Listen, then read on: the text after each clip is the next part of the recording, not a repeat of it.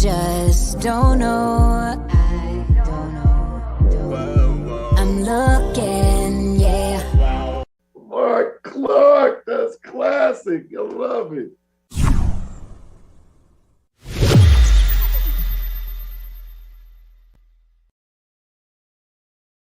And welcome to the Marc Clarke Show, another hump day, getting you over the hump.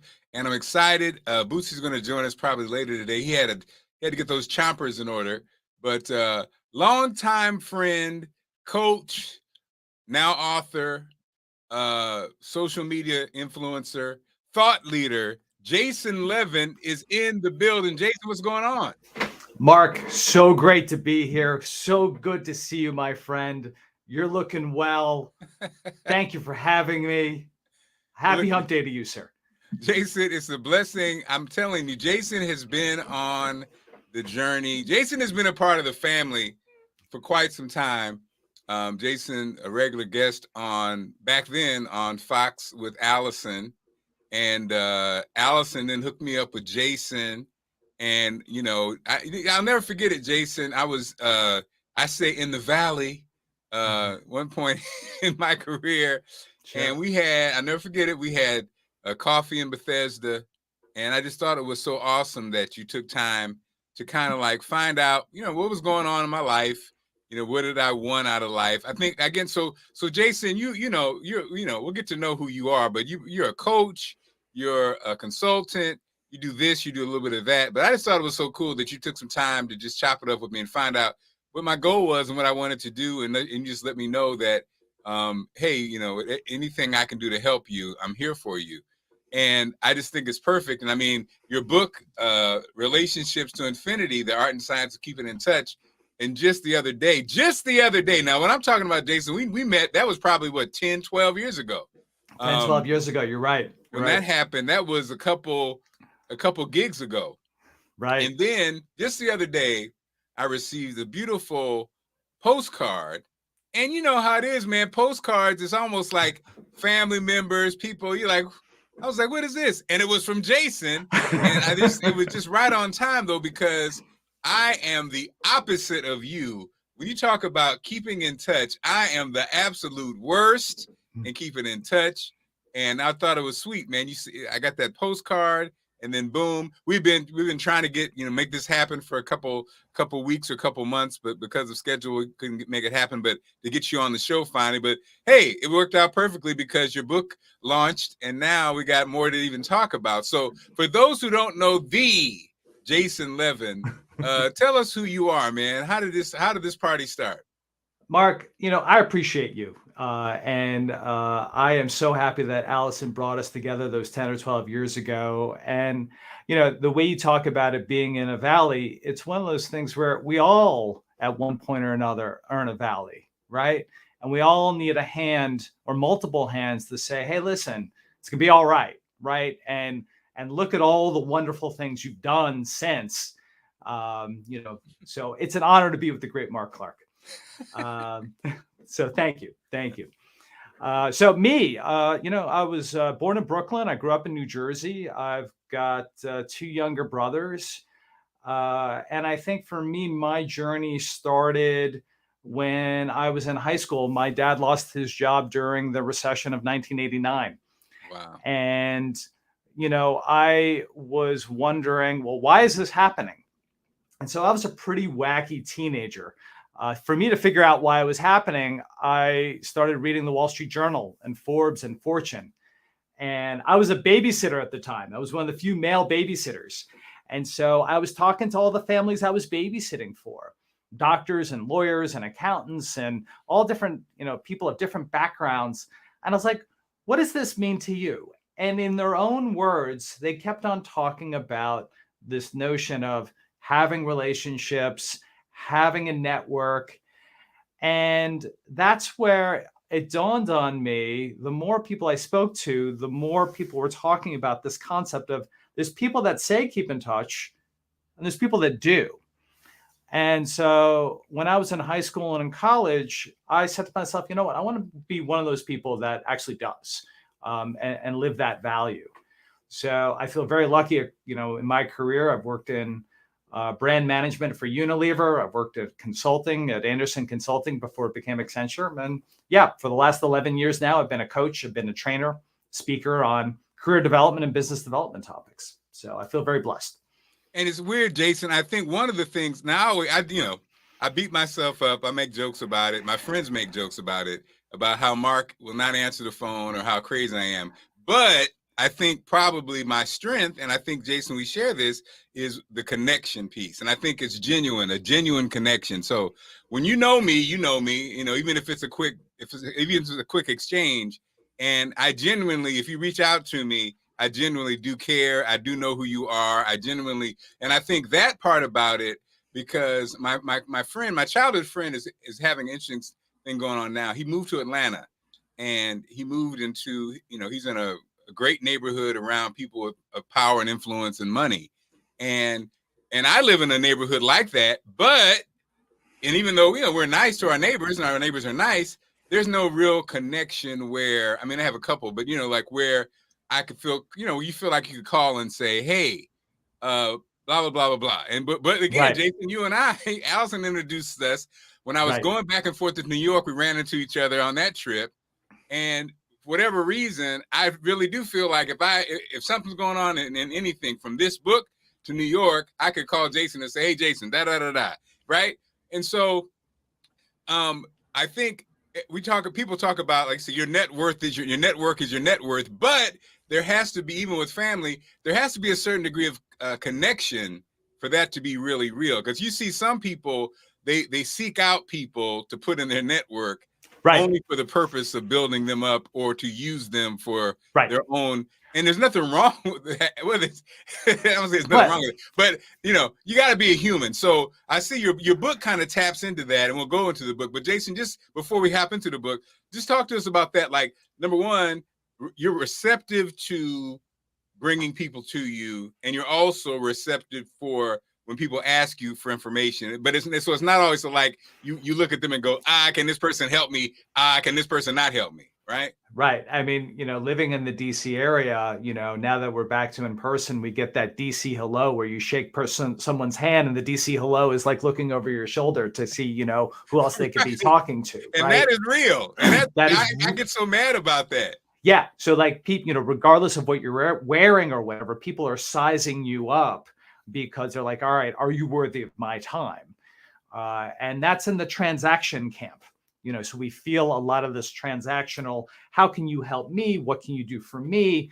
And what people want, and you're talking about connection, people want authentic, genuine people that are present.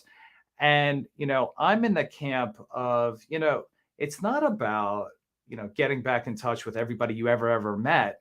You can't fake, well, to a certain extent, I don't think you can fake having like something in common with everybody. That's not true. That's just not real, right? It's not possible. So if I were to go in Marc Clarke's wonderful, history of people you've interacted with, there are people that share your values. There are people that trust you and you trust them. There are people that you like and they like you. That reciprocity piece. These are the people that are worthy of the cultivation. It's a fraction of the people that you ever met. But I hear you on that. People think they're networking when you shake somebody's hand. It's like, all right, let me tell you what I am. Let me tell you what I can do. Let me tell you how smart I am. And let's do something. When that's not how the world works. The world works by building trust and listening and taking time to get to know people. And so I think too often people are trying to short circuit trust. You can't you can't. We're still human beings. Last time I checked. You can't short circuit trust. And going into each interaction, being open, being present, being able to listen. When we had that coffee 10 or 12 years ago, I'm like, all right, who is this Marc Clarke? He must be someone good because I enjoyed my time with Allison. I was like, and if Allison likes this guy, by default, I'm like, all right, let me see who Marc is. And and so I went into that coffee with you, just like, all right, let's see what's going on here. And if I can help, great. And if I can't, but nonetheless, I think that, too often we're in this moment of like, I need the immediate gratification. I need the immediate win. And the reality is that trust takes longer. It just does. It does. At the end of the day, that's what I try to live my life by, being authentic and genuine and just trying to be open, as well as talking to others about bringing that out, right? Especially in 2022, with all that's happened, Mark, in the last couple of years, my goodness, all the things that are going on in the world, just need a little bit more kindness. A little bit more kindness to each other, give each other the benefit of the doubt, walk into an interaction with the hope that you've got a kind human being on the other side. So, Mark, I hear you on the authentic side. Jason, we're going to hop into the book, but like you said, there's so much to talk about. We're going to hop into this book, Jason, but Right. you just brought it up. I think something that's very real. I mean, maybe you can help us navigate. So from COVID, the division, so it's interesting. I think COVID, by making us not interact personally, because when you interact personally, it's harder to be a jerk. It's harder to really kind of like, put forth how you feel about something. You act differently when you're away, and that distance thing. And so we saw on social media, friendships, relationships, business relationships, people really fall out because of their extreme position on topics. And I guess when you're at work, most of the time you don't engage that way. Right. And then it kind of broke. I think the two biggest things probably that stand out, obviously, is COVID and probably the presidency of Donald Trump. And so the funny part is, Jason, even when you try to negotiate, compromise, say, okay, let me put aside how I feel about this thing and move forward. What people kind of, what people say, and it's really an effort to try to like put it aside, is when people say, well, both sides, blah, blah, blah, blah, blah. Right. That used to kind of work. I think you used to be able to be like, right. It's almost the equivalent of say, well, let's agree to disagree. But even when you say both sides, that's still kind of, it's almost not enough these days. So I say to you, Jason, because companies are hiring you right now to deal with this. How do we get back to getting that workforce and that workplace environment back to neutral?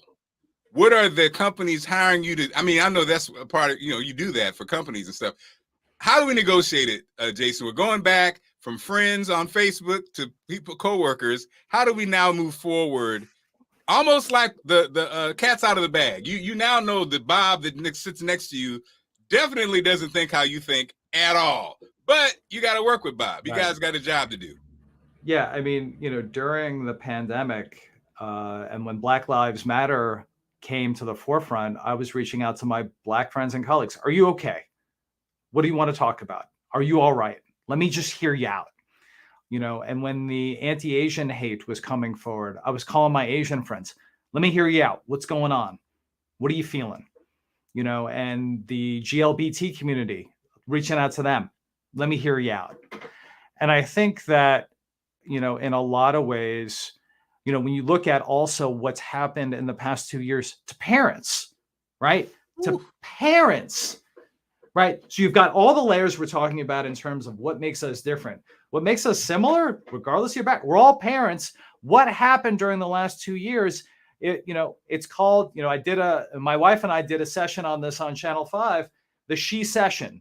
The number of moms that left the workforce because they had to take care of their kids.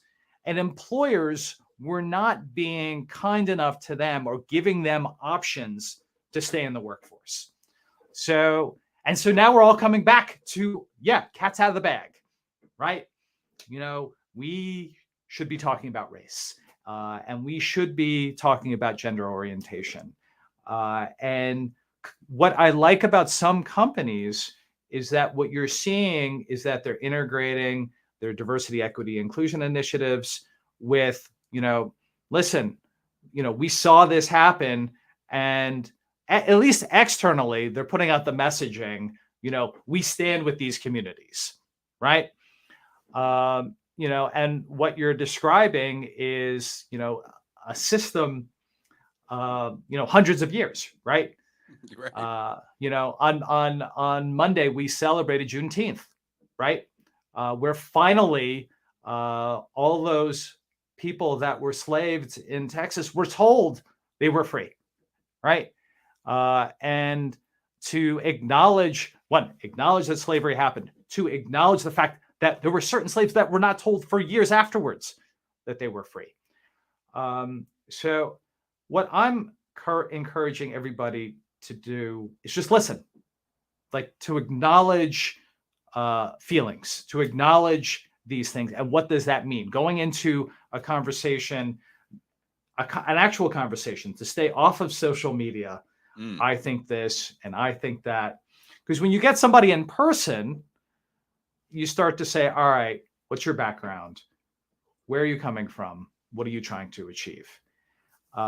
So what you're describing, are systemic things. But I'll stand up. Hello, I'm an anti-racist, right? So what can I do in my daily interactions to help the cause, right? And I'm gonna make my positive ripple out into the universe. But what you're describing, Mark, is hard. It's definitely hard. But I think if we go in with a mindset, each of us, to say, all right, let me give this person the benefit of the doubt. Let me give this person the opportunity to, to express themselves. And then let the experts trust the experts. We have DEI experts that understand these things. Let's bring them in and see how we can improve our recruiting processes. How can we improve our retention processes? How can, when we talk about these notions of mentoring and sponsoring people so they can advance in their organization, how can we use a DEI lens to make those things happen? So, Mark, I hear you.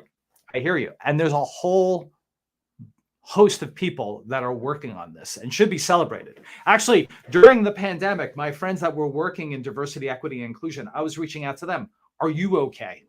Because you're like the helper in chief right now. Right. You're the explainer in chief right now. Yeah. And, it's one of those things where people are like, some people finally woke up and listened. Some people hunkered down.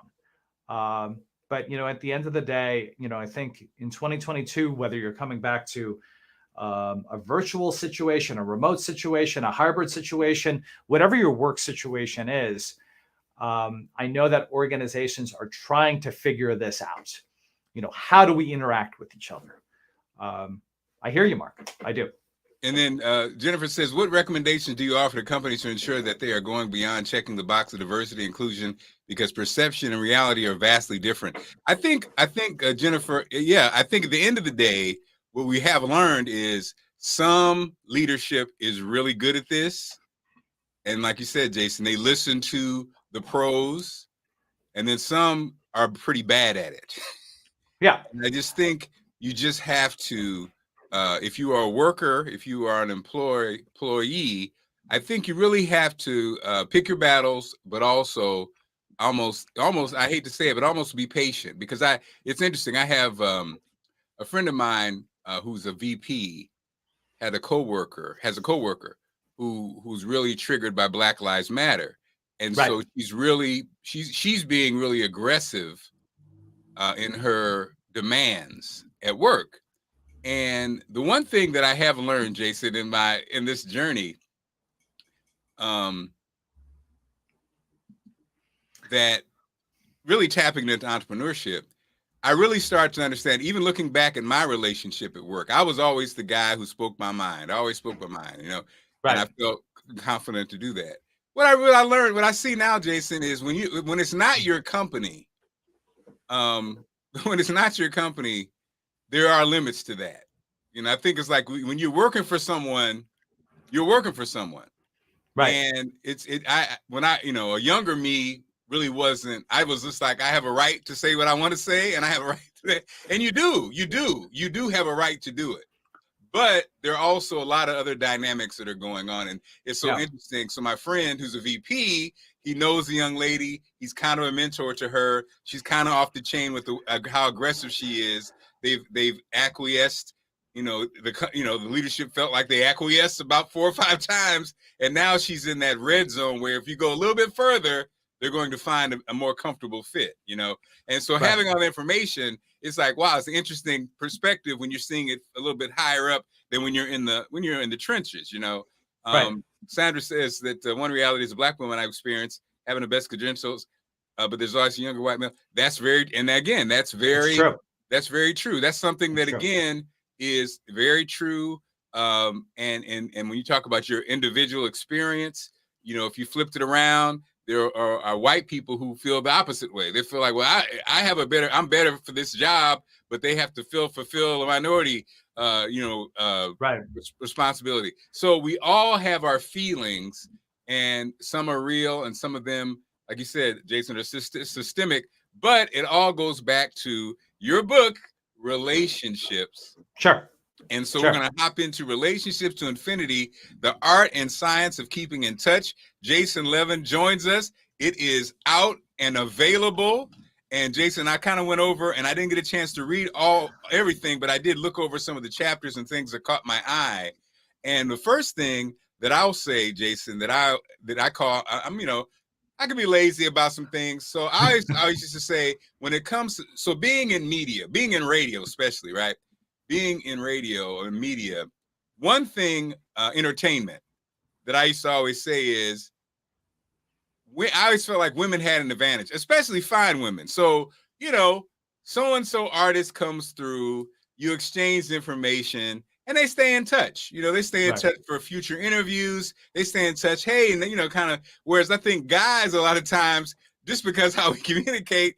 So if you're Jason Levin, the singer, and I interviewed you, we had a great time. I'm not really checking up on Jason, really, because I feel like you'd be like, oh yeah, that guy from Baltimore is calling me again. Hey, Jason, it's me. We had a great time, So I always just kind of like, even though in radio for 30 years and close to, from Cedric the Entertainer to D.L. Hughley to whoever, did I ever stay in contact? Not really. I had the number, I got the email. I just had to, but you start off with, you can always start keeping in touch. Yes. And so there's a way to do it. Yes. Talk to us about that. So, there's a couple of, Jason, and do men and women do it differently? Well, the interesting thing, and something, I'm in my, late 40s now. And one of the things that I think about in my retirement that a lot of men suffer from is male loneliness, right? Women have their book clubs, and women have their, I don't have a book club, right? And so I think there is a social aspect that we all need. And so, in the book, I talk about, it is never too late to get back in touch. Never. And I think that there's a couple of things that go on in your head. And one of the pieces of research I did with the mental health community is I started to look at, well, why? Why is it that, we have these things going in our head that are like, what are our barriers to keeping in touch? And so in one of the chapters, I came up with the concept of the Bermuda Keep in Touch Triangle. Just like when planes and ships get lost forever in the Bermuda Triangle, so do our own intentions for keeping in touch. It's that self-talk. They don't want to hear from me. I don't have the time. Not now. And for me, what I uncovered in researching with the mental health professionals is this 3 foundational emotions that we all feel on the triangle: fear, guilt, and worry. Guilt is the most common. Guilt is this feeling of shame or regret. It's been 30 years. I lost touch with that person. I'm the one at fault. Me. Shame on me. When in reality, the relationship just fizzled. Fear, if I reach out to them, am I going to look dumb? Am I not going to look smart? And then worry. and then it gets larger and larger and larger.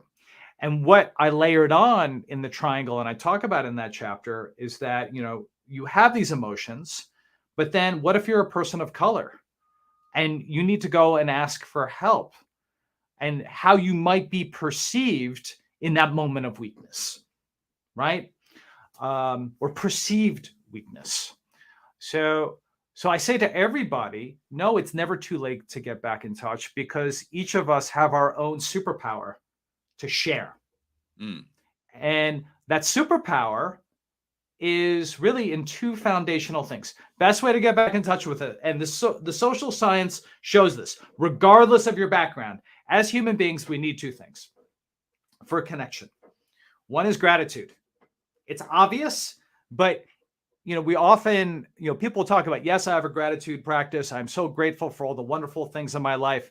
What if you layer on, in a structured way, what you're grateful for based on the people you interacted with? So if I were to go down Marc Clarke's wonderful career, who are the people that helped you along the way? And what did they help you do? How have you shared that gratitude back with them?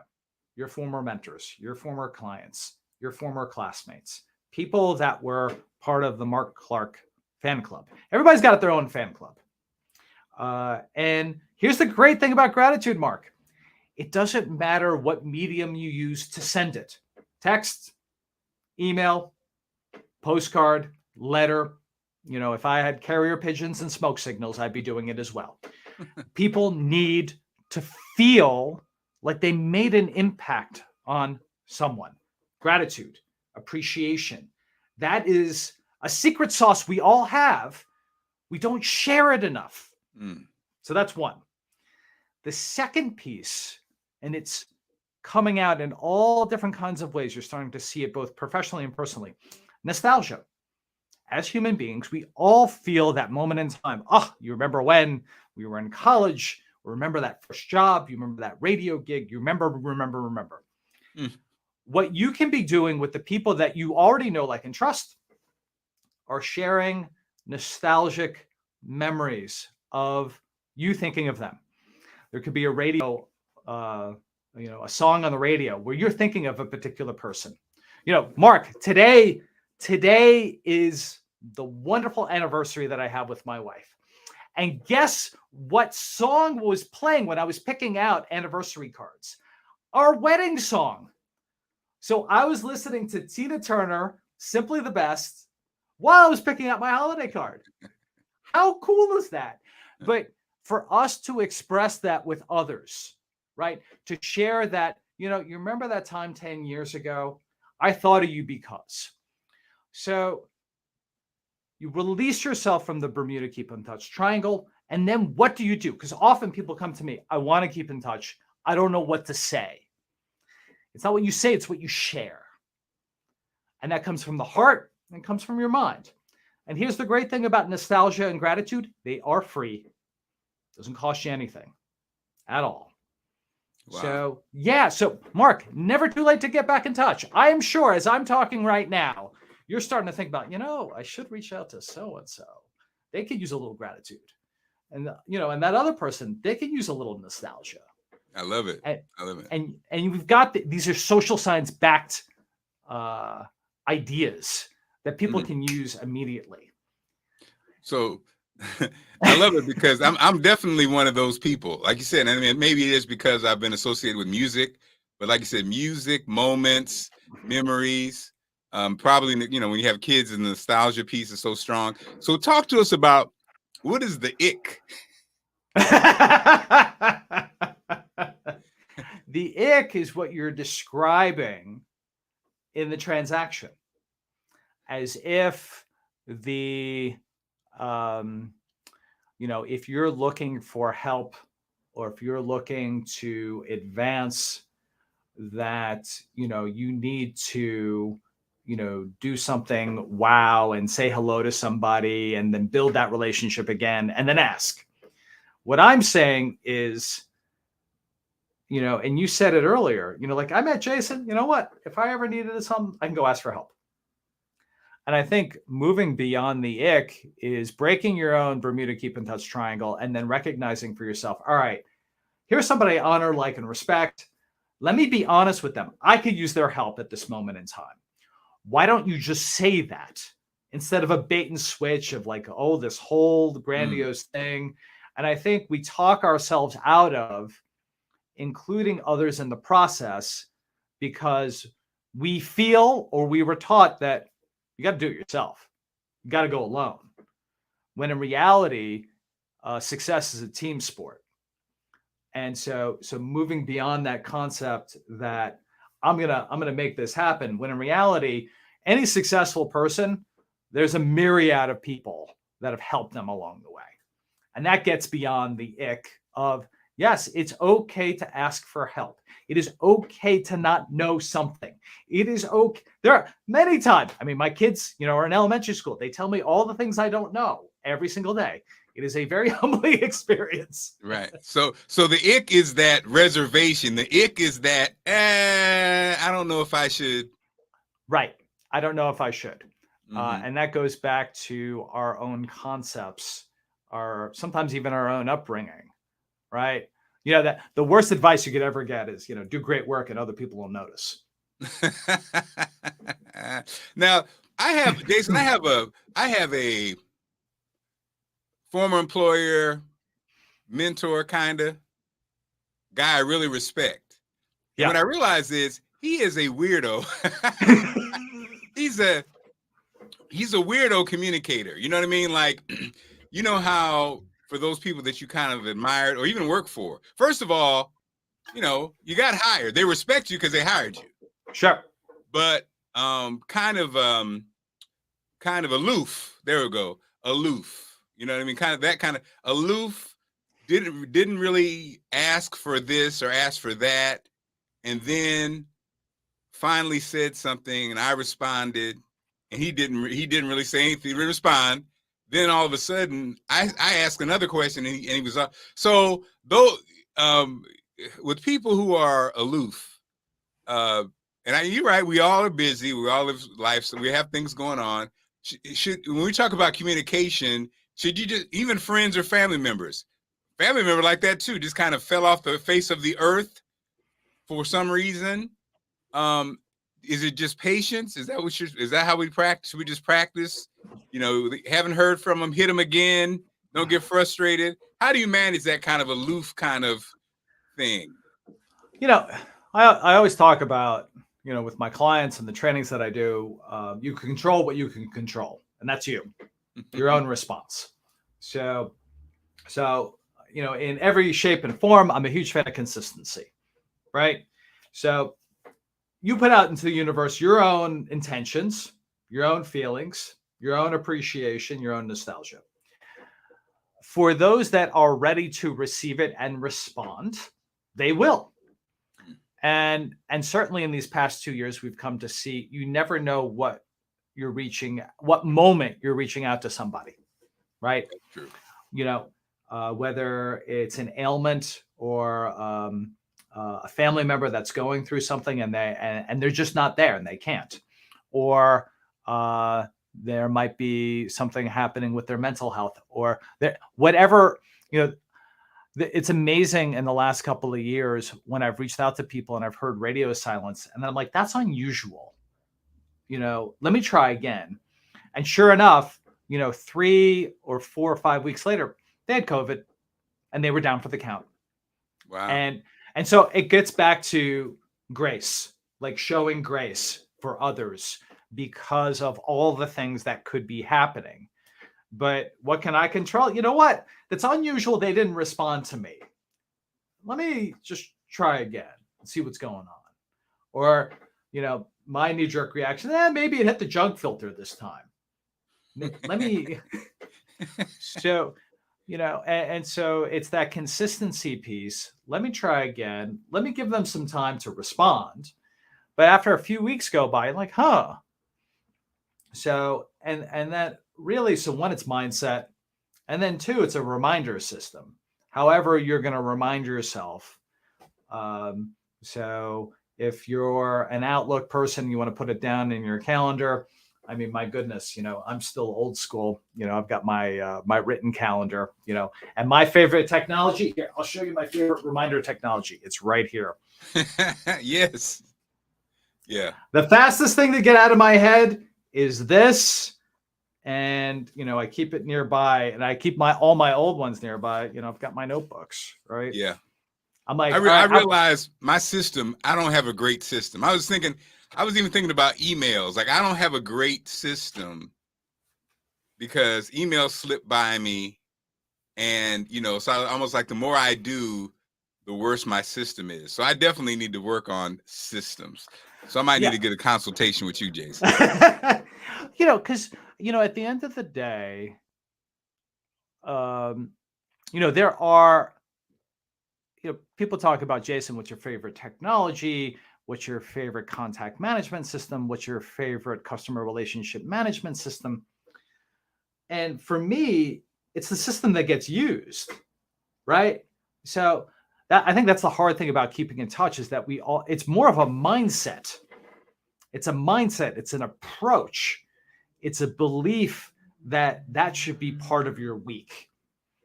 And, however you think of your, the different pieces of your pie when it comes to time, like, add keeping in touch into it. You're going to feel better. You really will feel better. I was thinking of you, and this is why. Like, oh my gosh, and from there, whatever you think would work for you, Marc. Like, if you're a phone person, then, like, in your notes, all right, follow up with so-and-so, follow up with so-and-so. But, I think one of my favorite systematic tools on a daily basis comes from the author, Daniel Pink. He talks about your MIT. And at the end of the day, you have to write down your most important task for the following day. So Marc, before you go to bed tonight, I like that. Before you go to bed tonight, I want you to write down your MIT for tomorrow. And if you get nothing else done but what that MIT is, and you do that for the following day, before you go to bed, you look at, all right, I've got my goals and I've got my thing, but if I do nothing else tomorrow, this one thing has to get done, right? And if you live by that type of mindset, all right, what's my MIT? Who is worthy of my gratitude and appreciation? Everything else is gravy, right? So, and of course, you're a dad, I'm a dad, and as we both know, the moment you become a dad, then the worry switch flips on, right? Are my kids okay? Are they safe? Are they eating right? Are they going to do the right thing? All that kind of stuff, which is in the back, but sometimes often in the front, depending if they're texting or, whatever. But, I think at the end of the day, Marc, you can come up with your own system that works for you and what you believe is important with the time that you do have, right? Time's limited. And so Daniel, in the book, you talk about, Jason, in the book, Daniel Pink, I'm like, where'd that come from? You talk about the social fortress. Yes. What is the social fortress? Is that our social media stuff? No, the social fortress is this construct in our minds. So getting back to success as a team sport, and this is something that human beings face when you are looking for help. You limit the number of people that you share what you want to do with, those that are very, very close to you. Your close family, your close friends. And so you literally create a fortress around yourself. What we all know is that when you need to make a decision, you don't need all these close people. You need a wider array of opinions. And so just to recognize that we all have that knee-jerk reaction of having a social fortress.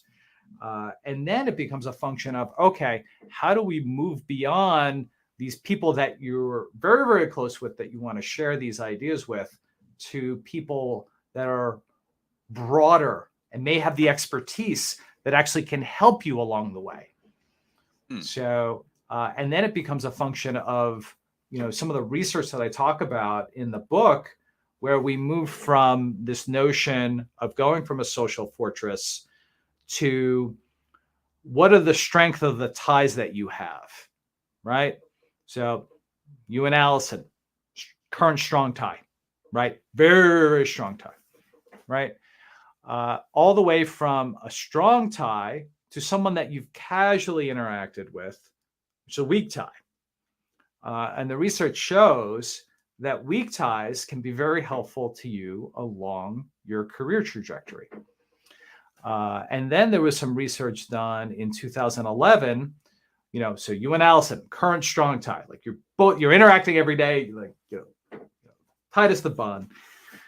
You move from current to people you lose touch with, which with academics called dormant ties. And so a dormant tie is someone that you had some type of professional interaction with that you're no longer in touch. And what the research showed, when you have a business problem you want to share, and you share it with people you currently know or people you've lost touch with, the research shows people you lose touch with actually give you better ideas, give you better insights, introduce you to different kinds of people. And so then the academics are saying, well, why is this happening with these dormant ties, people you lose touch with? And what they realized was, Marc, your dormant ties have gone on to have new experiences, meet new people, have new perspectives. So dare I say, I talk about in the book, keeping in touch makes you smarter. Keeping it, it's academically proven, keeping in touch makes you smarter because you're tapping into, it's not the transaction. These are authentic relationships you already have. They share your values. You like them. You've interacted with. They have passed the Marc Clarke test, right? Instinctually, there's a whole set of people that you already know. And so too often, from a transactional perspective, we think networking is about chasing after people we don't know. When the reality is, the academic research shows it's actually chasing down the people you've already interacted with. And good. Actually going down memory lane is actually good for your career. So it's going to make you feel better, Marc, right? Because we are always in need of connection, our people. So getting back in touch, one, is foundational for our own mental health, right? And how we show up as human beings. But then second, cultivating those valued and trusted relationships actually can give you new ideas to go forward. I love it. I love it. That's what the Sheridan said. Sometimes sharing with those who are close can stifle your growth. Good point to go outside that circle. And I love that because you're right. Like you say, go outside that circle, but really it's not going outside of it because they know you already. And right. I think that's the one thing is, as we become people of a certain age, you really do acquire a lot of relationships. Like I was just in Baltimore for a fundraiser for someone. And, I was in Baltimore. So I worked Baltimore 10 years ago, but just seeing everybody was great.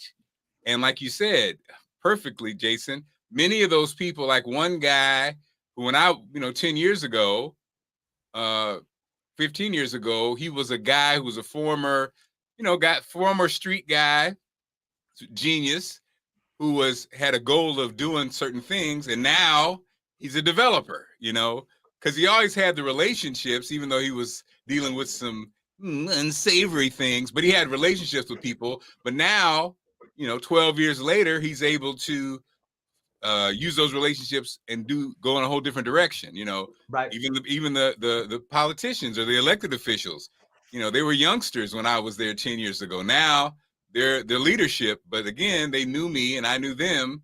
And so now you're absolutely right. Opportunities and different things in place because they're people that you've already known, who they are, they know who you are. And I love that piece of advice. Now, also in the book, you talk about the social science behind friendships. Social science behind friendships.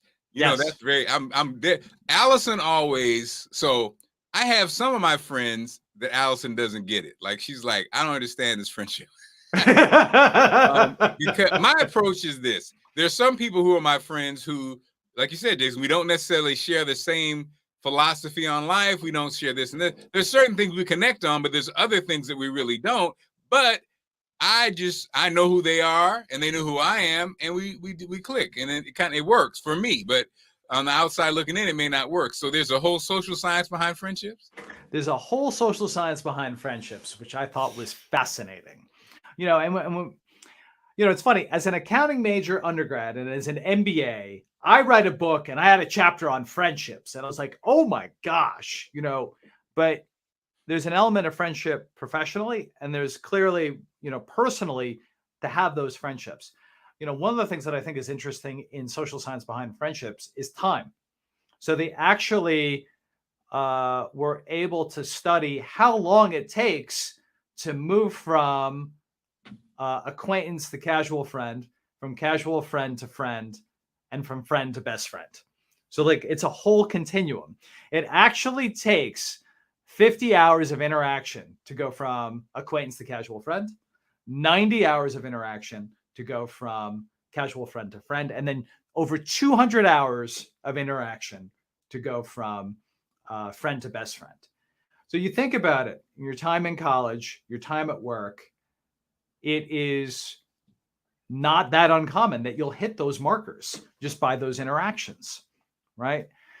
Also in friendship, one of the researchers defined the concept of reciprocity. So that to say that you're both friends, to agree that we are friends. And it's fascinating the number of people that are social, that have a wide group of people, but they actually consider only a smaller group their friends. So I thought it was important to talk about friendship from an academic sense, from a social science sense, because if you think about it, getting back to keeping in touch, Marc, you have put in hundreds of hours into these friendships, both professional and personal. They're not gone, just dormant. They're just dormant.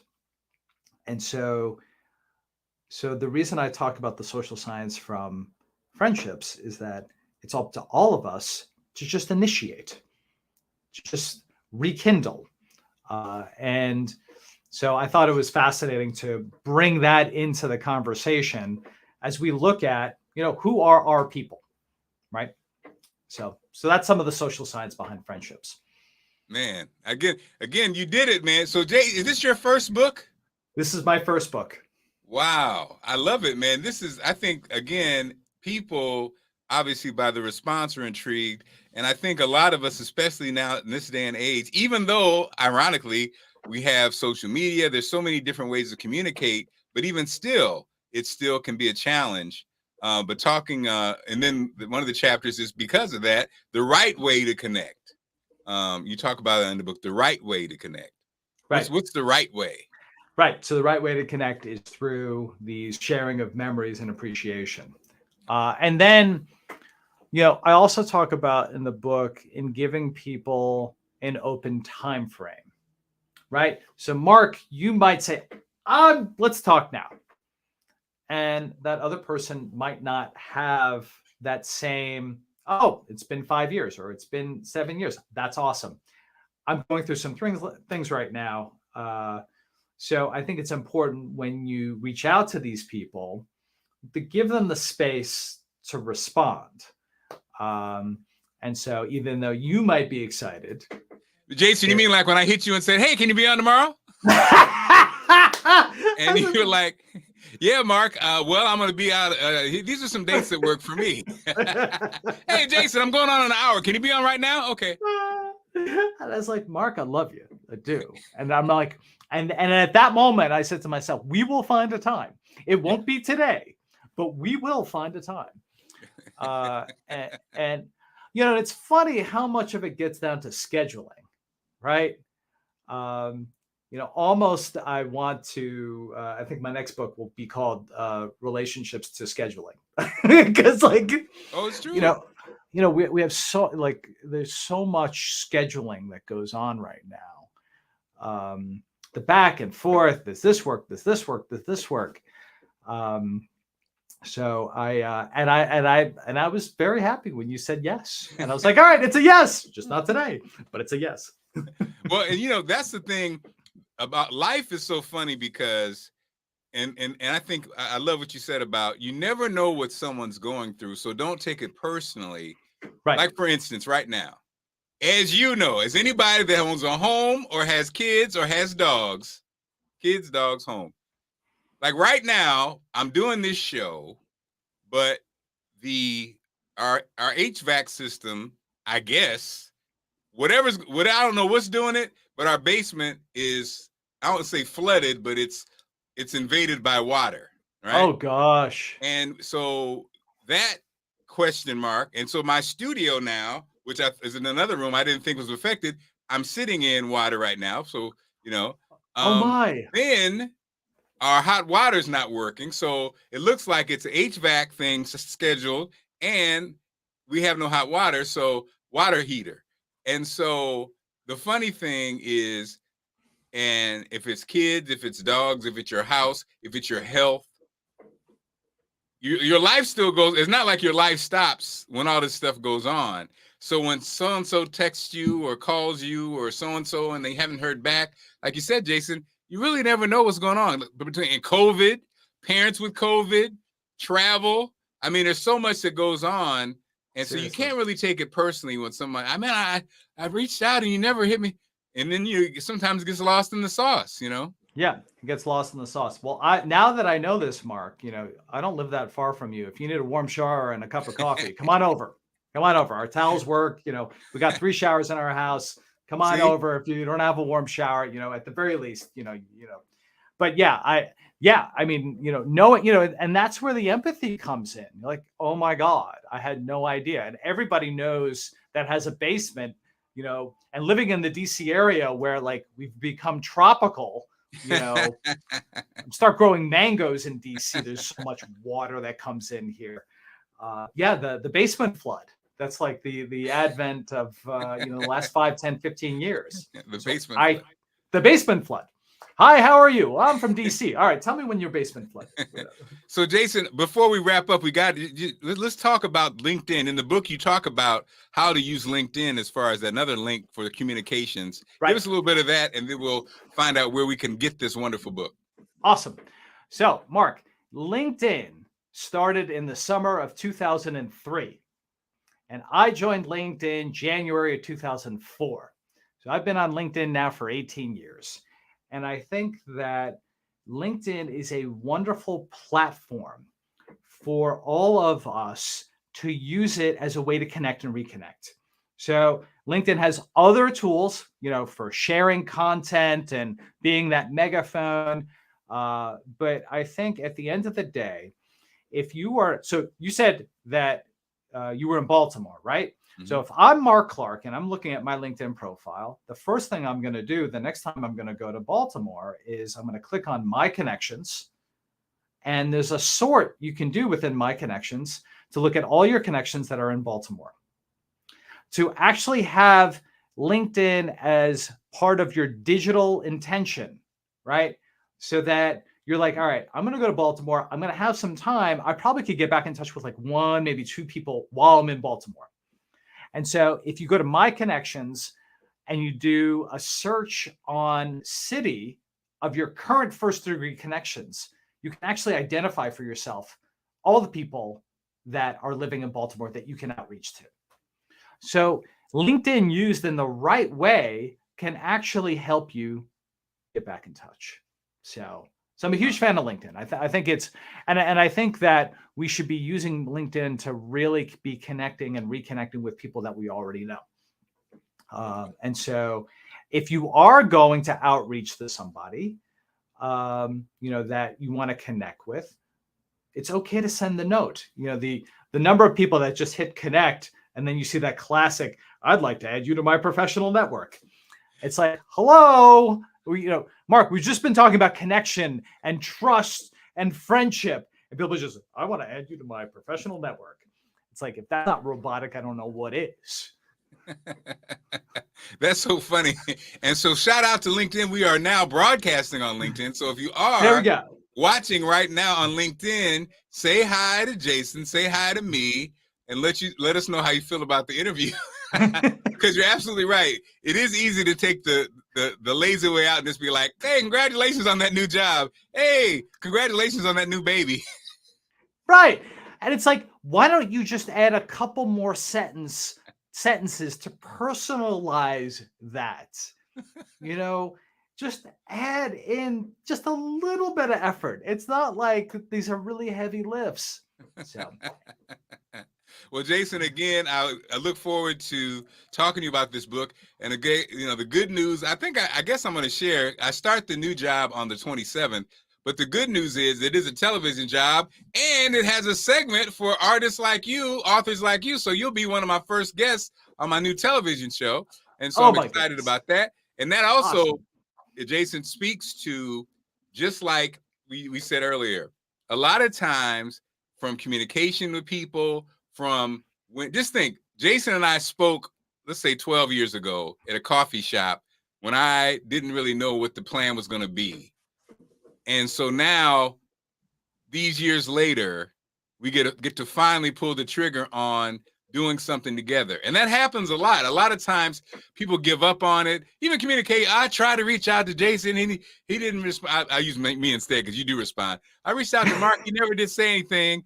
And, I'm done with him. No, don't be done with him. You never know. The timing might not have been right. I might not have been doing anything. I might not have checked my LinkedIn messages. That happens to me a lot. You hit people, you're even nervous. You're like, I want to reach out to this CEO of so-and-so, and they never hear anything. And then like months later, hey, Marc, I just saw this. So don't give up. Right. Don't give up on that. So Jason, how can people get Relationships to Infinity? Where can they get the book? So they can get copies of Relationships to Infinity. If they're in the DC metro area, it's being sold at Politics and Prose, right at the corner of Connecticut and Nebraska. If you don't live in the DC metro area, then you can find it wherever books are sold online, on Amazon and all the other platforms. Awesome. Any book signings coming up? We'd love to see you. Oh, well, I would love to. Let's figure that out together. Not at the moment. I have a couple of local events with some groups with some HBCUs, but not book signings yet. So, well, the thing is, we'll do that, Jason. I have a tea and lemonade, delicious beverage. We'll have free refreshments, get a little, conversation with you, and sell some books.